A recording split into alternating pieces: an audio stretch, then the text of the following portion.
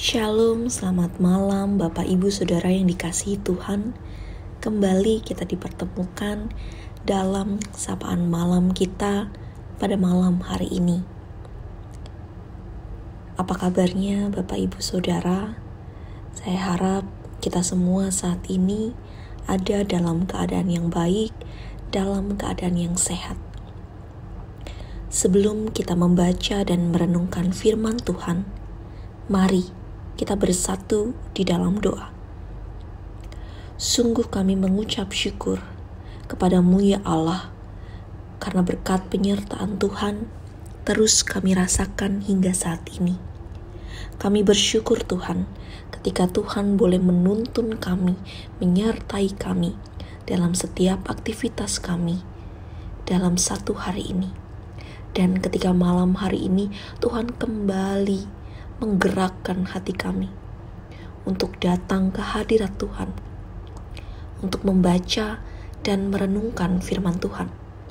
Untuk itu Tuhan, mampukan kami agar kami dapat memahami firman Tuhan yang akan kami baca dan kami renungkan. Dan untuk hamba-Mu yang akan memberitakannya, curahkan Roh Kudus-Mu ke dalam hati dan pikiran hamba-Mu ini, agar setiap perkataan yang boleh keluar dari mulut hamba-Mu ini, Tuhan boleh berkehendak atasnya. Berfirmanlah ya Tuhan, karena kami umat-Mu siap untuk mendengarkan. Amin. Pembacaan Alkitab kita pada malam hari ini tertulis dari Matius pasalnya yang ke-8, ayatnya yang ke-13. Matius pasalnya yang ke-8, ayatnya yang ke-13 yang menyatakan, lalu Yesus berkata kepada perwira itu, pulanglah dan jadilah kepadamu seperti yang engkau percaya. Maka pada saat itu juga sembuhlah hambanya. Demikian pembacaan Alkitab kita. Shalom, selamat malam Bapak Ibu Saudara yang dikasihi Tuhan. Puji syukur malam hari ini saya masih diberikan kesempatan untuk menyapa Bapak Ibu Saudara dalam sapaan malam kita pada malam hari ini. Bapak Ibu Saudara, permasalahan selalu datang dan menimpa siapapun yang ada di dunia ini tanpa memandang bulu. Entah itu orang kaya, miskin, berpendidikan tinggi atau rendah, tinggal di kota ataupun desa, ataupun yang bermukim di daerah pegunungan.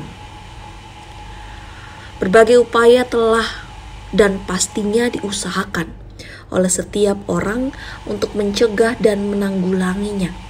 Namun, faktanya manusia sama sekali tak mampu mengelak ataupun menghindar dari masalah, tantangan, pergumulan yang ada. Karena itulah manusia sangat membutuhkan pertolongan dan jalan keluar yang terbaik dari permasalahan yang datang menghampirinya. Harus diakui bahwa kita tidak mampu mengatasi setiap permasalahan itu dengan kekuatan kita sendiri, apalagi berharap dan bersandar kepada sesama kita.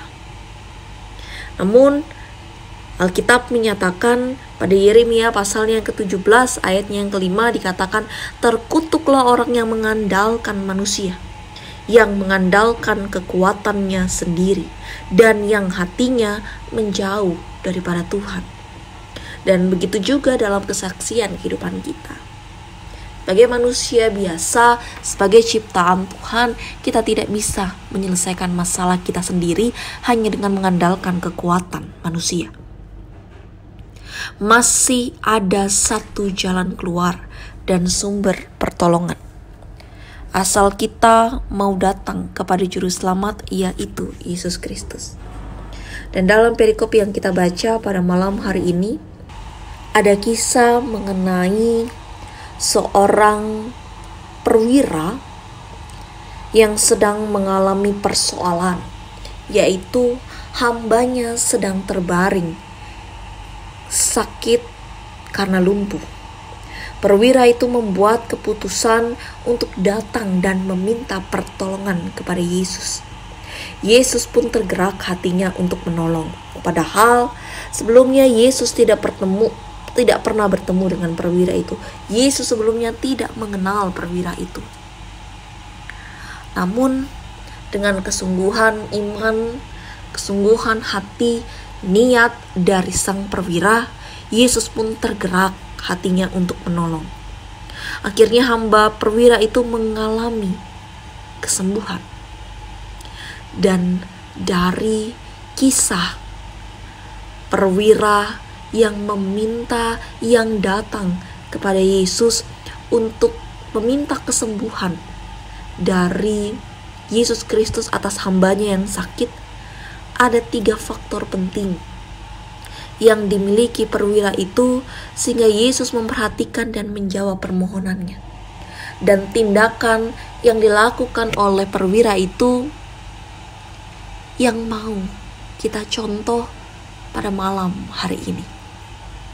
Hal yang pertama yang kembali kita mau diingatkan dari sikap dan tindakan perwira yang datang ke hadapan Yesus adalah yang pertama, ia memiliki kasih dan tentunya tanggung jawab terhadap hambanya yang sakit. Seorang perwira yang tentunya memiliki jabatan, tapi dia juga memikirkan kesembuhan kondisi dari hambanya yang juga setia terhadapnya. Dan dia rela untuk datang kepada Yesus meminta kesembuhan bagi hambanya. Dan itu yang mau kita ambil pada malam hari ini. Kalau kita tarik dalam kehidupan kita mau kembali diingatkan lagi bahwa kehidupan kita di dunia ini, kita tidak hidup sendiri. Kita hidup bersama-sama dengan keluarga, dengan persekutuan, dengan orang-orang di lingkungan tempat tinggal kita.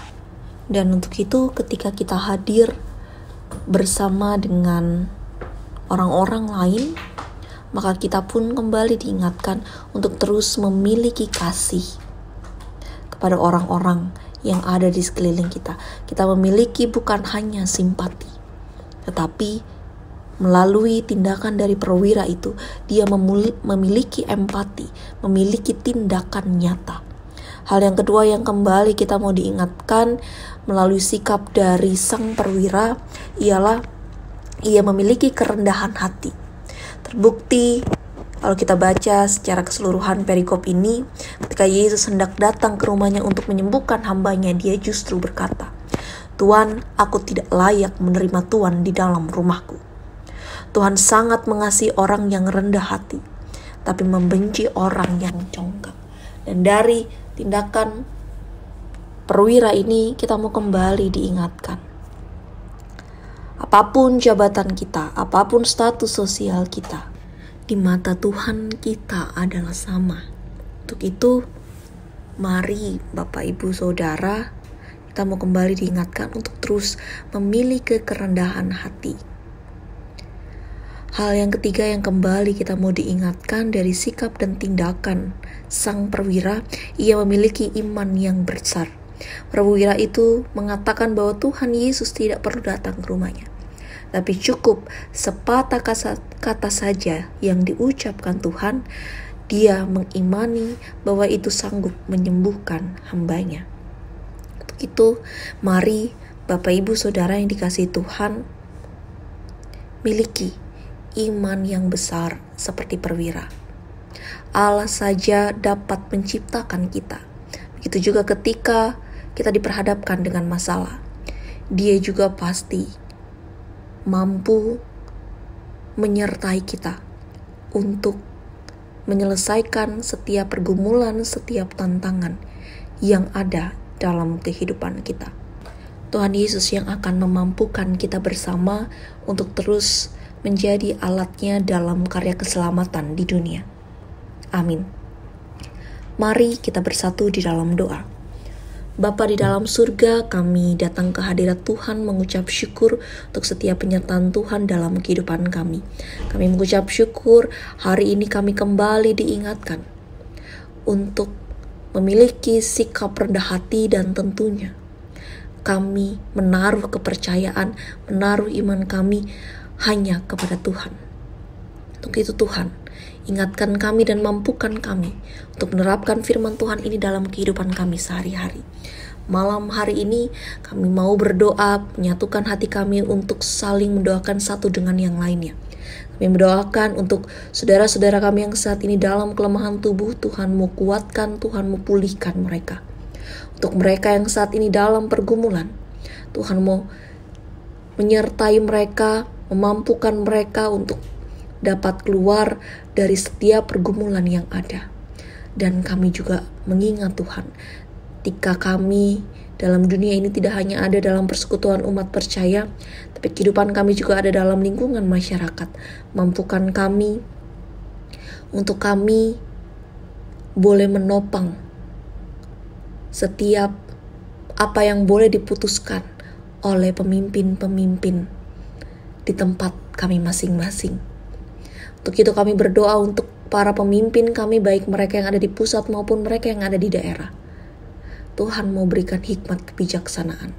Kami juga berdoa untuk suster, dokter, para medis, aparat negara, relawan yang boleh memberikan diri mereka untuk sama-sama